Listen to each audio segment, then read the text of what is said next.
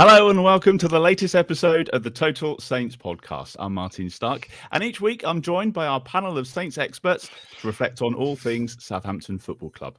Tonight we're streaming this episode of TSP live on our Twitter and our Facebook pages, and you'll also find it on our YouTube channel as well. Now, if you're watching live on Facebook or YouTube, you can get involved in the conversation as usual using the comments section. Coming up this week on the podcast, reaction to the home games against Leicester City and Brighton. We look back at 3 years of Ralph Hasenhüttl as manager, and we'll preview Arsenal away at the weekend. First of all, let me introduce you to our regular TSP guests. Steve Grant is the owner of SaintsWeb, which is the independent Southampton FC website, and he's back in the UK. Is it good to be back, Steve? It's been good to be back at a couple of games, but yeah, I mean it's cold. Let's be honest. When I walked out the door of Terminal 3 on Monday, it was just that sudden wall of icy wind just hit me, and it was just like, oh God, get me back on that plane. But no, it's been all right this week. Good. Been kept busy as well, so that's been good. It's nice to have you back. Glen de Cour is the writer of League One -10, which is the weekly Saints blog. How's your mood been today, Glen? You all right? Oh yeah, been all right. The trials and tribulations of central heating failure still carrying on.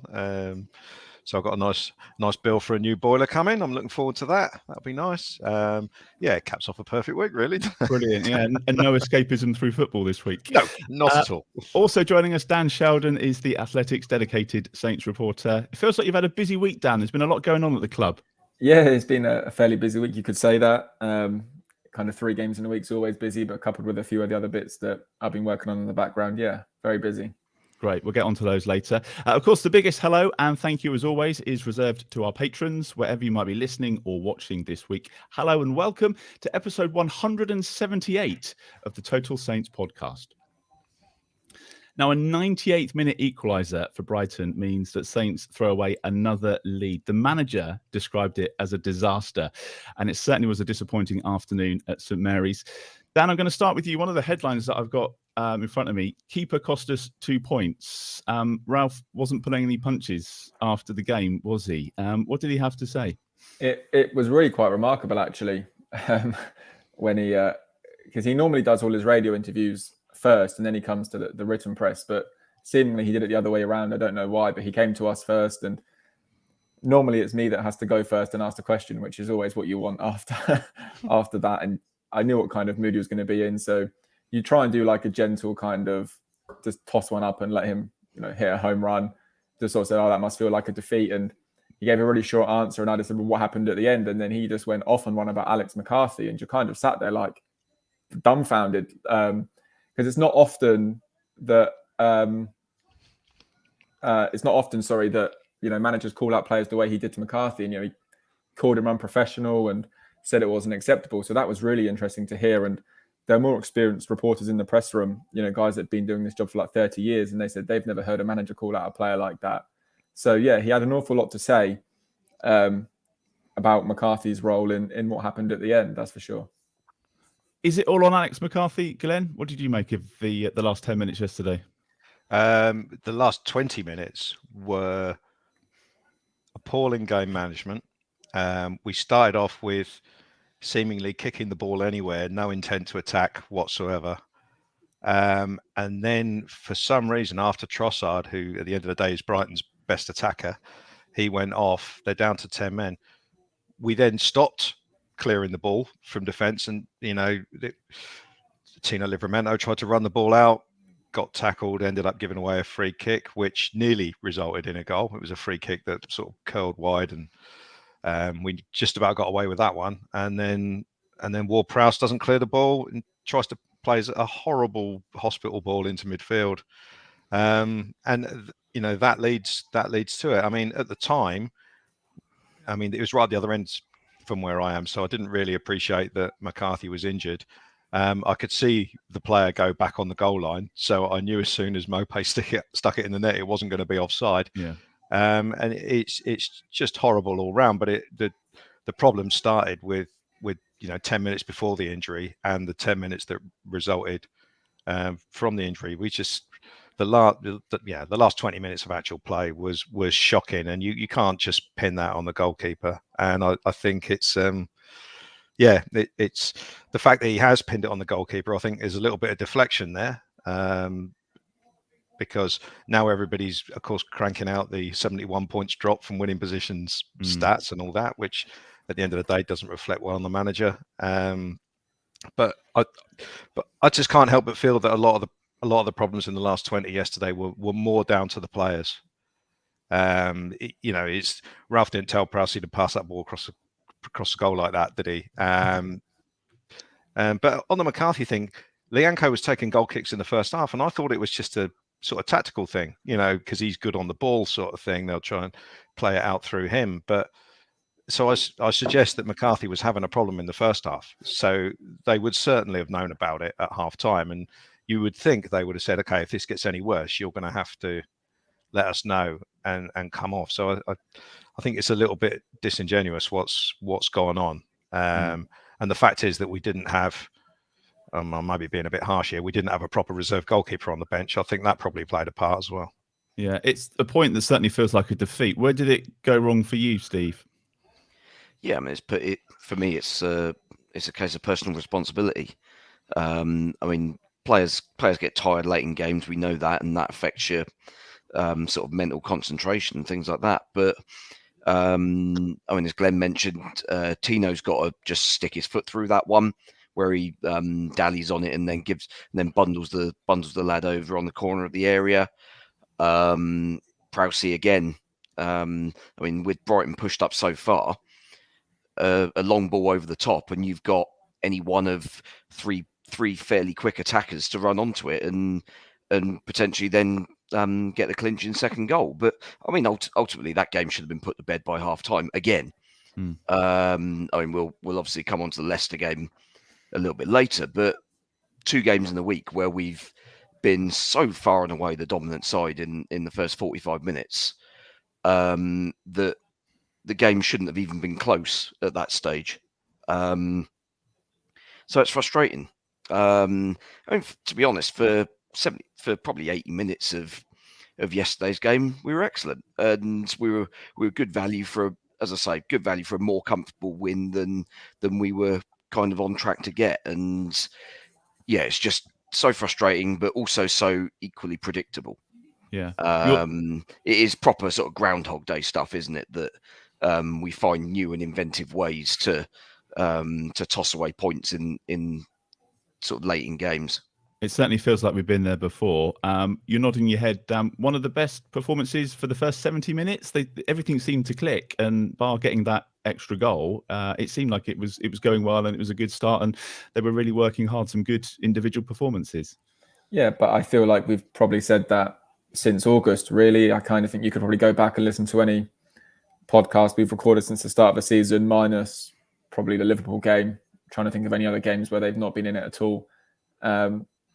And just cut and paste everything we've said in those and kind of add it to the Brighton one. Yeah, for up until 90 minutes, they were fine, but it was just that the final 10 minutes just killed them, as Glenn already mentioned, like stupid passes. Good individual performances you mentioned. I thought Shea Adams had another good game. Brozier, great finish, great composure. He, of the strikers they've got, he looks like the most natural finisher. But yeah, I mean, it doesn't count for anything. His finish counts for nothing because they couldn't hold on to a lead again. 71 points is crazy, and it's 15 more than any other team in the same period, which is just quite remarkable, really. I think if you're the opposition, you're playing Southampton, and they score, you're going to get chances, and 9 times out of 10 they're going to crumble, and you're going to score and find a way back into the game. It's I think. And Brighton have showed that. Ralph made that point after the game. They should have known Brighton won't stop because they've done this already this season a couple of times. So yeah, I think go back to any podcast bar Liverpool, probably listen to what we've said there, and just that will sum up the Brighton game. So is it nerves, Glenn? Is that what happens? Because you were tweeting about it, and everybody I know was talking about the inevitable changes that Brighton were going to make in the second half. They were going to come at us, and then you get nervy, and then we're all texting each other going that this has got 1-1 written all over it, and it's just a case of when it happens. So does that feed through to the players as well? Do you think? I think so. If you're used to the inevitable happening, then you're kind of expecting it, and you don't really know what to do about it. You think, oh, it's going to happen. It doesn't really matter what we do. But it seems like as Steve said, we're finding new ways to mess things up. Last year, it's because extreme tiredness, small squad, didn't have the players to bring on as a substitute, that sort of thing. And that seemed to be the reason we were just running out of steam. This year, it seems to be slightly different. There's been a number of games this year where we've dominated the first half, and then the opposition manager has made a couple of changes at half time. Dean Smith up at Norwich being the case. The Leicester game in midweek, I mean, they just made one change in midfield. It's a straight swap on the face of it. But the new lad that they brought on did a lot more running with the ball, and that seemed to unsettle us. And we didn't really... we never really react. So what I was getting at half time was, we've played well, but Potter will change it because Brighton weren't great in the first half. There's no way he'll just sit there and keep it as it is, more of the same lads. He's not going to do that. So I was just thinking, as long as Ralph caters for whatever Potter does, then we'll be okay. Because I couldn't really see Brighton scoring. It didn't look particularly dangerous at any point. They had maybe one shot that McCarthy had to push aside from Mwepu, was it, in the first half? But I didn't really see them scoring, and unless we throw one in, and that is basically what we've done. But and I think nerves play a part, and I think the crowd gets anxious as well, and that probably feeds into the players. But it's as I've said plenty of times before, it's not the crowd's fault. The players are professional players, and they should be able to. And you should know how to see a game out. But what annoys me is that they seem to think there's only one way of seeing a game out, which is all sitting back and not attacking. As Steve said earlier, go forward, score a second goal, or turn the other team round. If Prowse puts his foot through that ball, Brighton have got to turn round, go and get the ball, and that wastes more time, and they're attacking from 80 yards away. Whereas you play a risky ball into midfield, it's just maddening. And let's not forget, Steve, we had an extra man for the last 10 minutes. So does it just come down to poor game management? Partially, but I think, part of the problem with, there's obviously this sort of inherent, it's a natural thought that if you've got an extra man, then it should be a lot easier. But actually, when you're the man down and you're a goal down with 10 minutes left on the clock, you got nothing to lose. You might as well just throw everything at it. And even in that 10 minutes of injury time, until they got that free kick, dead centre in front of goal, I don't think they had a single shot in injury time. We'd kept them at arm's length fairly comfortably, I thought. Yeah. Until Prowse gave that ball away, they run through and Romeo brings the guy down. I never felt remotely troubled by it. And then, obviously, it's the free kick straight into the wall. You think, great, job done. And then they get that's a proper lucky break for the ball to fall to Mopé where he is, because the guy just absolutely shanked an attempted shot from wherever he is, like 25 yards away, and it's fallen to his feet, basically. And, Mopé had a couple of shockers last week against Leeds, but no striker should be missing from there, and unfortunately he didn't. Just as a bit of levity, what does it take? What does it say about a striker who scores an equalising goal in the last second? His fans are up that end of the pitch, and all he wants to do is run to the Saints fans and goad them in the corner. I'm just like, what is that about? Is there something? I think there's something wrong with him. Seriously, go to your own fans, go nuts. Take your shirt off, get booked, whatever. Make the most of it. Yeah. They weren't going anywhere after the game, were they? So no. Let's talk about Brozier, who came in. Glenn probably could have had a hat-trick. Great start, a real live wire. And that partnership with him and Adams seems to be growing as well, which is good to see. Well, I think it's the first. Is it the first time they've been on the pitch together? They might have had the together, maybe. It's the first time they started together as a two. I know they both started at Liverpool, but the formation was all over the place that day. I thought it looked promising. I was hoping it was going to be tried at some point, and you've got Adams in form. Broja's already shown that he can score goals and he's a good finisher. So, though I was a bit disappointed with the effort in the first half where they both had a go and both missed. Broja's touch took it a bit wide, and then Adams hit it straight at the goalkeeper after that. But no, I thought Broja did well, and the finish for the goal is superb. It's it's just very calm. Now I don't want to put a guy down, but Adam Armstrong would have hit that first time, and it would have been blocked. Whereas Broja's got the confidence to sit the defender down, watch him go sliding past, and then just roll it into the net. So that was a great finish. But he's 19. Is he 19 or 20? He's not going to get it right every time. Otherwise, he wouldn't be on loan at us. And he will know that he should have scored a second from Tino's cutback at the start of the second half. And then, as we said, it's 2-0 and happy days. Where even we're unlikely to throw that one away against a team like Brighton. We'd probably found a way, but hold my beer. Hold my beer. We'll do that next week. But no, I thought he did well, and that should, for now, be the partnership going forward. Yeah, hopefully. The other one, Dan, we've been calling for Nathan Tella to start. He had his opportunity. He came in for the 2 games. Did he do enough for you to warrant another start at the weekend? Do you think he took that opportunity? I think he did. Yeah, I think so. I thought the 11 that started, I was impressed with pretty much all of them, to be honest. I thought Redmond seems to be in a really rich vein of form, and Tella just added that kind of youthful energy that he's got. He's kind of like Genepo in the sense that he'll run around, but it's much more structured. I mean, I don't think Genepo knows where he's running half the time, whereas Tella seems to kind of have it in his head that he's got, he knows the role, essentially. I was really impressed by him. Bearing in mind he's not played at too much football. It's been quite stop-start for him. So, yeah, I think it was the right call to start him to begin with. I thought, supporters would have seen that team sheet and seen Tella starting. That would have given them a lift because they've been calling for it for a little while. And I don't think he failed to deliver, is my opinion. I don't know if the others have kind of differing views on that. But, no, I thought he definitely showed that he was worthy of a start. And for me, he should start against Arsenal as well. Did he do enough for you, Steve? Were you impressed with Tella? Yeah, he was lively. I mean, as Dan said, I don't think there was anybody who had a bad game. No. We were genuinely pretty good, I think, yesterday. But it's that ruthless streak, isn't it? But Tella was absolutely fine. He was involved. He was linking up play. He was working hard when we didn't have the ball. So yeah, basically did everything we could have asked of him, really, in that regard. And that kind of applies for both games, really. I think.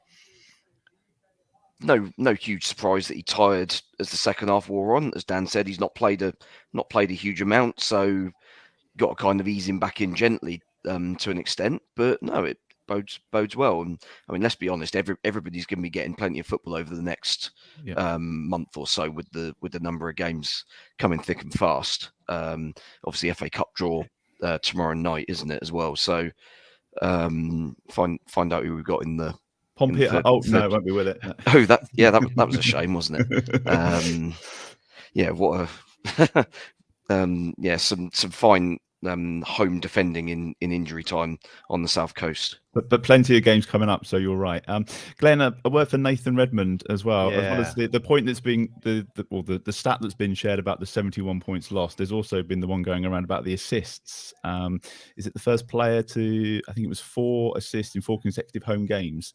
The first player to do so since Kevin De Bruyne in 2019. Certainly the first Saints player to do it in the competition. So that was a great header as well by him. He was outstanding. Yeah. He seems a real confidence player, and I know we've called him out when I think rightly so. He's had a bad game, but he seems to be back in the groove at the moment.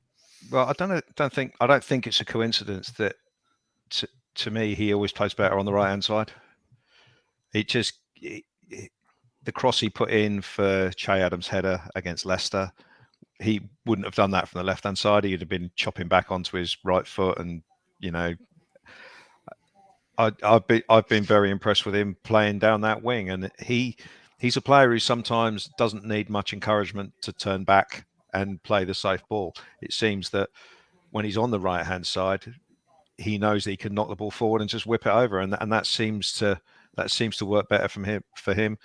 Maybe it's just a general confidence thing, but what I've liked about the Teller and Redmond partnership, if you want to call it that, is the fact that it puts Redmond on the right-hand side, and he seems to be more comfortable over there, and and he knows he's playing reasonably well. He's probably feeling good about life, having just become a dad and all that stuff. So all these things feed in, and I thought he had another very good game, and he'll stay in the side, and deservedly so if he keeps performing like that. But I hope that they're keeping on top of him, because he has obviously been known before to let it drift, and you realised he's had 6 or 7 games where he's not done much. But there's no, with the amount of players that we've got playing in those areas, I know we've had a few problems and injuries and whatnot. There's no reason for him to lose his focus, which I think he's done a little bit in the past. But no, fair play to him. He played well. Another good assist that he deserved, and I'm not sure mentioning him in the same sentence as Kevin De Bruyne is a good thing, but we'll take it. Doesn't happen very often. Nick's watching along on Facebook, Steve. We were talking about obviously chucking the games away. Nick says, is it because our midfielders are too tidy on the ball and their first thought is always sideways that allows other teams to push up on us? Are our midfielders too tidy on the ball? Yeah, I mean, maybe there's kind of a safety first approach, I guess, at times. One point we made when Prowse was suspended and obviously Diallo came in to take his place, was how much more sort of forward driving we were through the midfield. And Diallo gives us that ability to run with the ball a little bit. Plays passes forwards a little bit more often.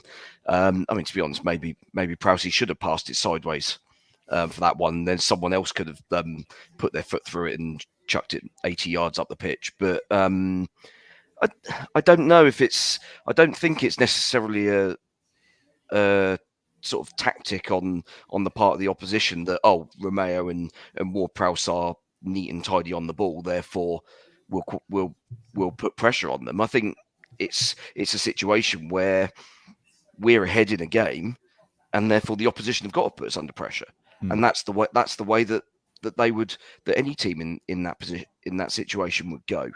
And I think that would also be the case with Diallo in the team, even with his sort of more forward-thinking attributes. I don't think it's a reflection on who our players are necessarily, other than the fact that our players are at a certain level, which is why they're playing for us and not one of the big four, for example. And therefore they're always going to be susceptible to they're not perfect. And that's kind of the situation. I mean, I think we're still okay, I think. Let's be honest, there's a handful of games in this season already where you look back at it and think, well, we really should have won that game. If we'd even won 2 or 3 of those, we'd be in the top half, and there'd be absolutely no worries about sort of the direction the club's going in, whether the manager's any good, whether the individual players are any good. But because we're not quite getting ourselves over the line, all of a sudden the sort of black or white, are we great or are we terrible, debate comes out again, which is, to be honest, it's tedious. Yeah. No, agreed. Absolutely agreed. It was another home game on Wednesday night, Leicester, 2-2. Was that a fair result from that one, Glenn? I think overall, I think again, good first half, second half not so good. It seemed like we had 40 minutes off in the second half. We were lucky at the end of the day to get a point in terms of clear chances, because the one Vardy miss, I'd shut my eyes. I was just waiting for it, just waiting for it in the net, because Vardy always scores against us. And yeah, that was dreadful. It was. I mean, if you wanted any single player on that, of the 22 that were on the pitch, you want that chance to fall to, Vardy's the guy, isn't he? And I mean, baffled how he missed that. Yeah, no, he missed that, and there was another mistake that led to Harvey Barnes' chance. Yeah, Walker-Peters trod on the ball, didn't he? So we got away with a couple in the second half. But again, it was annoying because we played really well first half. Obviously, went in front. Leicester were poor first half as well. They just didn't look interested. I was watching sort of James Maddison in the first half, and honestly, his body language was atrocious. He just couldn't be bothered. He sort of, they won a corner and he lumbered over to take it. Like there was no urgency, didn't seem interested. And then he goes and does that at the start of the second half, where he obviously got given a rocket at half time. But that to me was another preventable goal. Going back to the McCarthy thing, it's interesting that he gets dug out for, yesterday. But I thought there was a little bit of a question mark over both the goals against Leicester.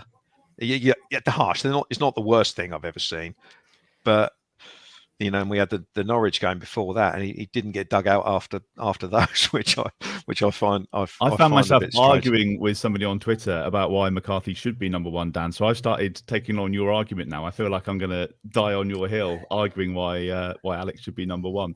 But we did score a goal from a free kick, and that was something that you were looking at, or from a corner, a set piece, as it were, quite quickly as well. That was something that you were looking at, Dan, too, and the work that they've been putting in around that. Yeah, it was annoying, actually. I'd spent kind of Monday and Tuesday going through pretty much every single set piece Southampton have taken this season, because I think last season, they scored the second most goals from set pieces, and it was such a useful weapon for them to have. Of course, Prowse scored, I think, 4 free kicks. But before the Leicester game, they were second worst. I think United had failed to score from one, and Saints had just managed one, which was Tino's header against Burnley. Yeah. And then what happens? They score from 2 set pieces, so you kind of have to rejig the piece around. But no, I think it does show that they are, the routine they scored the corner from, where I think it was Walker-Peters to Prowse, back to Walker-Peters. They tried that against Man United, but they just didn't beat the first man. So, it's a kind of a good signal for perseverance, and shows that they are still coming up with like creative ideas or creative ways to score, because it is, when you've got someone of Prowse's quality standing over a ball, you should be trying to maximize that at kind of every opportunity. And their corners this season, and I'm sure Prowse would put his hands up and say a lot of them weren't great. I watched countless ones hit the first man, and that's not something you'd really associate with him. So to see them score from kind of 2 set pieces it was a massive bonus for Dave Watson, obviously, who works on set pieces, and it should, you'd think, give them a bit of confidence kind of going forward, or just remind them that, okay, yeah, we can score from this. And when they're struggling to score from, I don't want to say open play, but kind of open play scenarios, if they can get their set pieces in order, then it might take the burden off having to create chances all the time elsewhere on the pitch. Well, AJ says, great call by Steve last week regarding Saints needing to work on set pieces in preparation for Leicester and their defence. The man clearly knows his stuff. So plenty of praise for Steve. It was good to see, wasn't it, Steve? Yeah, I mean, if anybody's seen the Villa Leicester game this afternoon, then Leicester carried on in the same vein as well. Both Villa's goals came from set pieces. I think Leicester now conceded 10 goals from set pieces this season, which is, in what, how many games we played? 14 games. That's a staggering lack of just basic defensive competence. And they haven't even got either Vestergaard or Bertrand in the team. But yeah, we've obviously worked hard on preparing those. It kind of felt in the first 10 minutes of that game on Wednesday that we were basically going through our entire playbook of slightly quirky set pieces, because you had the free kick in the first minute where, rather than Prowse swing it straight into the box, he plays it to the side, and we go long to the back post for Bednarek to head back across goal.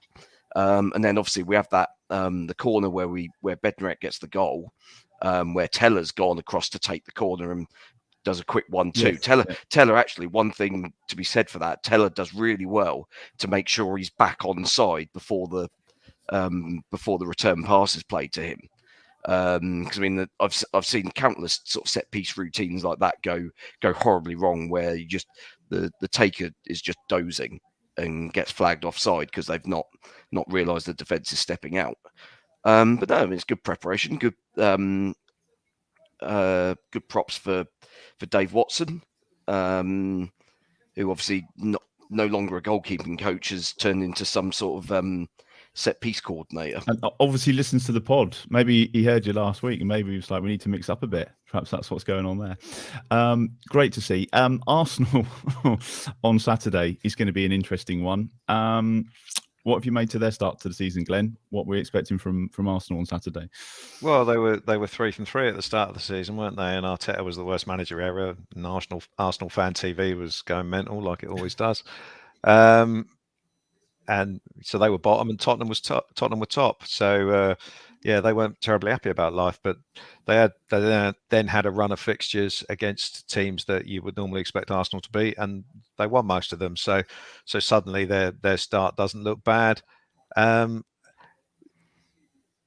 far as we're concerned, on Saturday, in the normal scheme of things, I wouldn't be going there with any fear. I don't think they're the sort of team that rip you apart anymore like the Arsenal teams of old. But it's still going to be a very tough game. Now they've got most of their players fit. They do seem to be a lot more solid at the back. The new fullbacks look decent. Ben White has improved a lot, and Gabriel's not a bad player. Partey being fit in midfield, that certainly helped. The one problem they seem to have still is Aubameyang up front. Just doesn't seem to be on it. They've got Saka, Smith Rowe, Martinelli, Pepe, people like that. So that they've got goal threats. So it'll be a tough game. But I know they're not the same level as a Manchester City or a Liverpool anymore. But it's still the same thing. You can't afford, especially away from home, you can't afford to give them anything.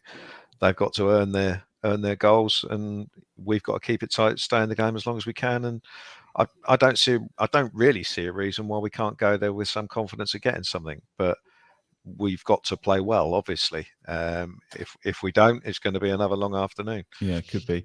Be interesting to see who starts in goal as well, Dan. You've been reporting about the possibility around an emergency loan for a keeper. You think that might happen ahead of the weekend? Yeah, I think kind of the latest I had on that was that they were waiting on kind of full injury reports on both Fraser and Alex before kind of pressing go on any kind of potential deal. I actually think they'd end up leading towards doing a free agent, signing a free agent on a short-term basis. That for them to sign, if my understanding of the rules is correct, for them to sign someone on an emergency loan, it would have to be put to the Premier League. The Premier League would have to kind of look at the situation and then say, yeah, okay, that's fine, we'll accept it or not. I don't know how long that process takes, but Southampton are obviously, you'd imagine if Alex is looking at a lengthy spell out and Fraser's going to miss a couple more games, they want someone in, you'd imagine, kind of Monday morning or Tuesday. So I think they're leaning towards the free agent. I think that makes most sense. It's a quicker route. And at the same time, it also kind of covers them if any issues kind of arise later on in the season. That, I don't know the length of contract they'd give someone, but if they'd assigned goalkeeper Y until the end of the season, then that gives them that assurance that if it happens again, or if Alex picks up another knock later in, I don't know, March, and Fraser plays, then they've still got another number two that's not Harry Lewis on the bench and that can play if Fraser then picks up an injury.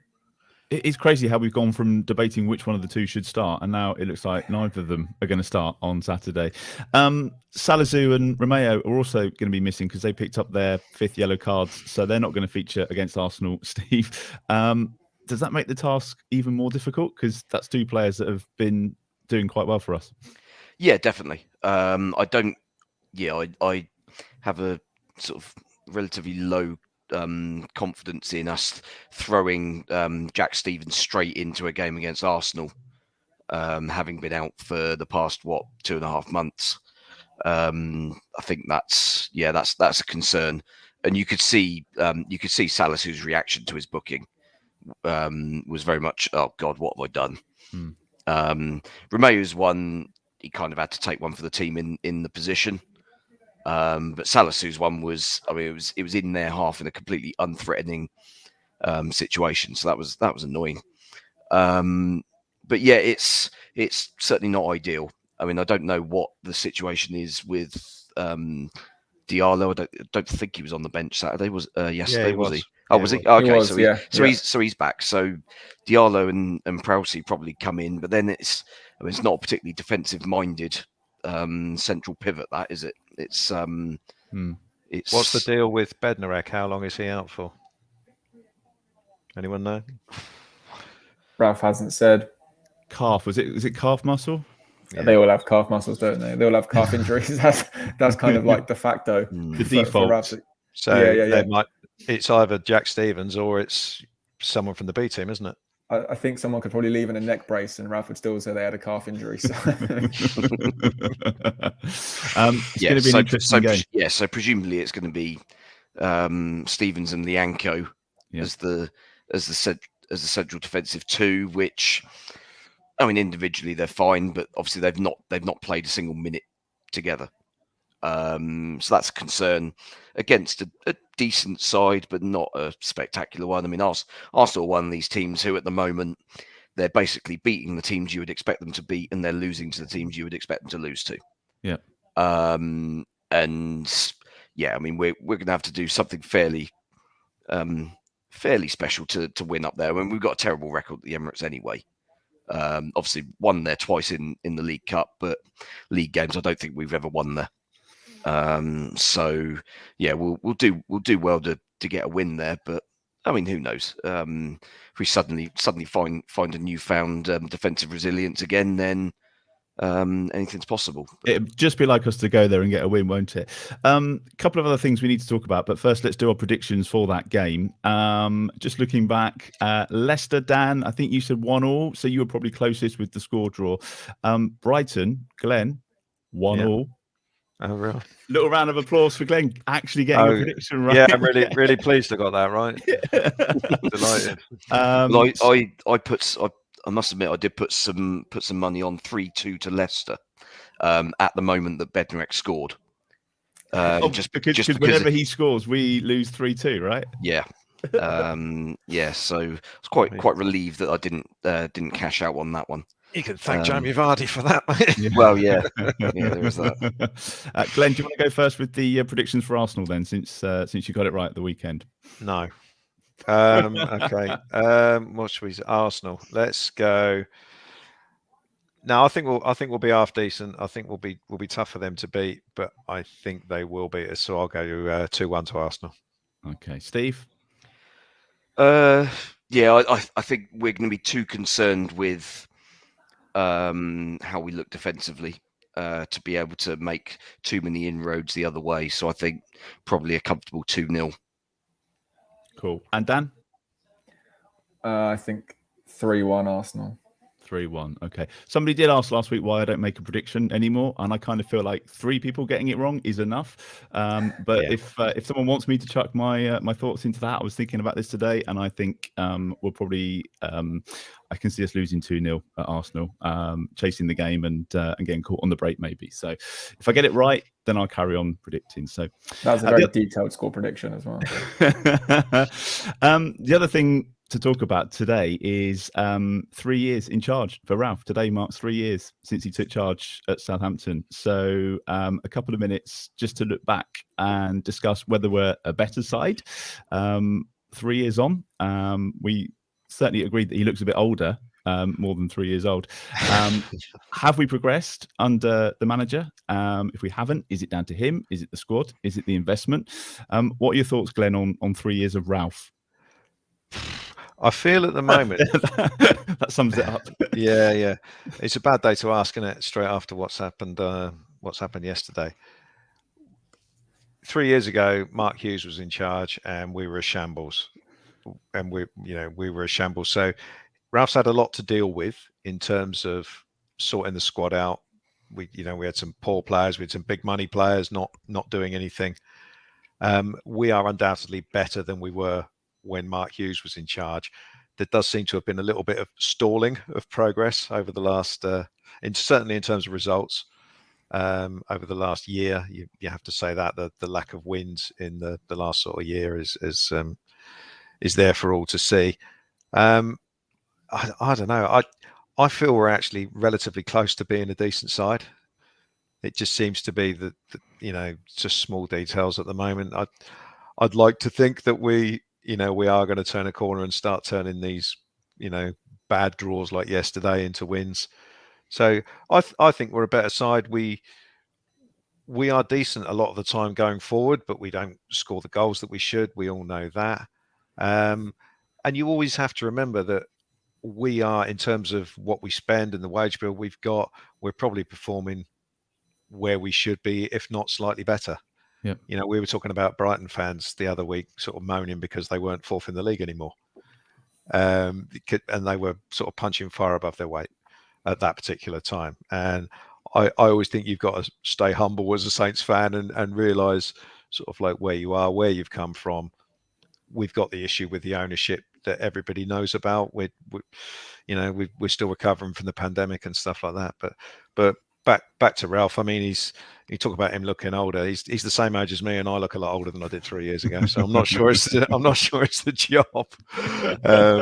As much as it's just one of those things that happens to blokes when they reach that age. So no, overall, I think he's done. I think he's done pretty well. I think he would have liked to have done better. But at the moment, I'm still happy enough. But it's all going to be shaped by what happens the rest of this season. Yeah.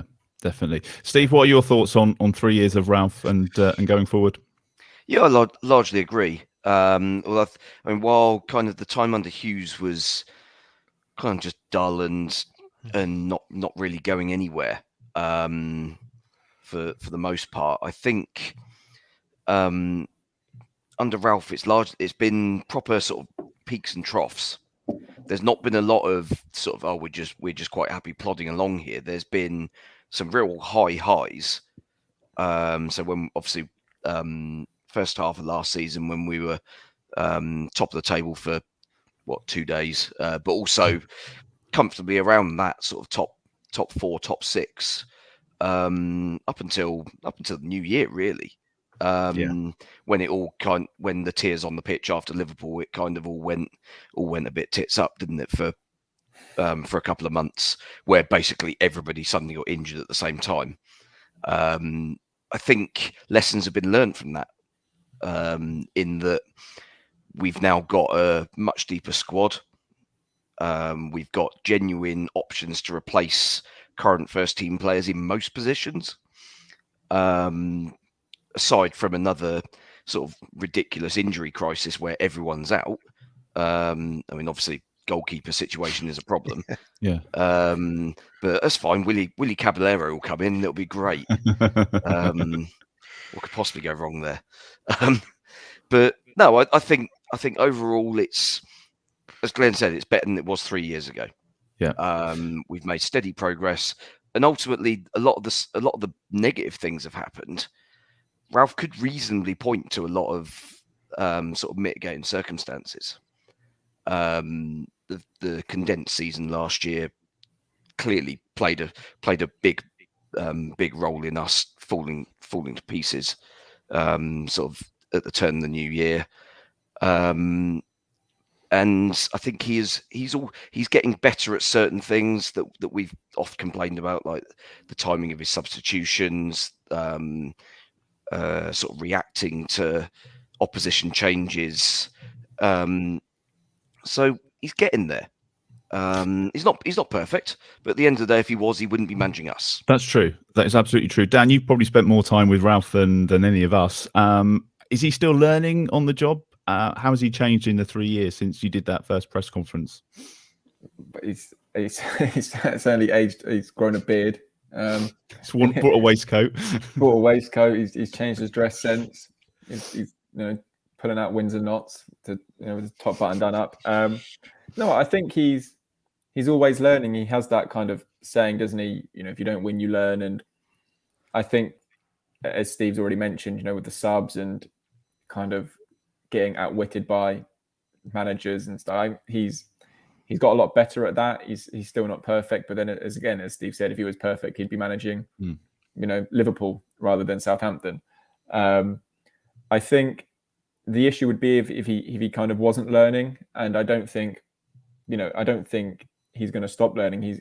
even after the weekend, I'm sure he would have learned something and will take something away from that game, because that's how he is. He analyzes everything, to the tiniest of details, and there's kind of no stone is left unturned where he's concerned. I think as a whole, it's he mentioned to me last week on kind of going into the weekend about it being 3 years, that it's been 5 or 6 kind of transfer windows, and he's had to sort of change the age profile of the squad. Look at the players they've brought in and look at the players they've got rid of.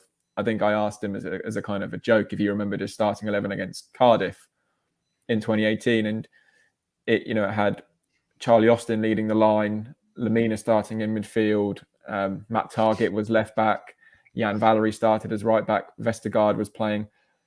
A lot of those players are gone now, and you've got younger, arguably hungrier players in their place. So yeah, it's always kind of a building job at Saints. They're never going to be the finished article, because they haven't got the kind of finances to be the finished article. And I think they know where they sit in the pecking order in terms of best players and so on. If a player has a couple of good seasons, chances are they're going to get sold, and you have to go and reinvest that money. So Ralph's bought into that. He, I think, of course, he gets frustrated at times. I'm sure, regardless of what he says, he would like a bigger checkbook, but he has to do his work on the training pitch, and ultimately that's what he loves doing. So yeah, I think it's, as Steve said, it's been an up and down 3 years. It's always kind of win 10, lose 10 kind of mentality. It's really good or really bad. There's not so much of a middle. But ultimately, and then going back to a point Glen said when he kind of spoke about Brighton and Brighton fans, it's what can Southampton fans really expect? The league has moved on so far from, when Pochettino and even Koeman are in charge. The gulf is just massive now. Okay, West Ham look like the next team to kind of possibly break into that, but it's just so difficult to do. And I think Claude Puel finished 8th with 43 points. That kind of just sort of keeps you in the Premier League now. So the league has evolved since those guys have been in charge. And yeah, for me, Ralph is still doing a good job. He has his flaws, but all managers have their flaws. And yeah, with the resources he's got, I think he's doing fine. When you mentioned Charlie Austin and Mario Lemina, that kind of sums it up, doesn't it? How far we have actually come in those 3 years. Dan, just final word. You mentioned the resources that he's got there. Glenn mentioned the potential takeover as well. I know this is something that you wrote about this week. You did the online Q&A about the need for Gal to sell his club. Do you just want to just tell us where you are or where we are with that and where we can find out more? Because there's a few bits that I hadn't realised that I found out this week. Yeah, so it was a piece I did on The Athletic earlier this week. It's kind of been in the background for a little while now, kind of always, for me, the kind of biggest thing at Southampton is the ownership issue. It's, the takeover, the whole process. I think there's no kind of bigger thing going on at the club. That's just my opinion. I know supporters will look to kind of the games, but for me, the ownership picture is huge. It's huge for the future of Southampton, and if they're going to try and get out of this malaise, they're going to have to change owners. And it came to my attention that, through various kind of myriad conversations, that, the need for Gal to sell is almost certainly more pertinent than perhaps it was a year ago. The pandemic's obviously hit hard. And yeah, you could say he's probably feeling the bite a little bit. And as I say, yeah, ultimately, I kind of have to, I guess, be careful, but yeah, he needs to sell. He needs to sell his 80% stake in Southampton to ease, the financial pressures he may be under.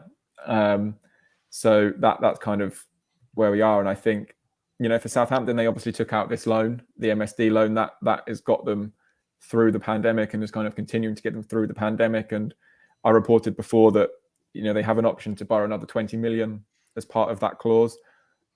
I'm not sure if they've done that or if they haven't done that. I guess we'd see in the accounts maybe. I don't think the accounts that are going to come out early next year are going to make for pretty reading, as they won't for many other Premier League clubs.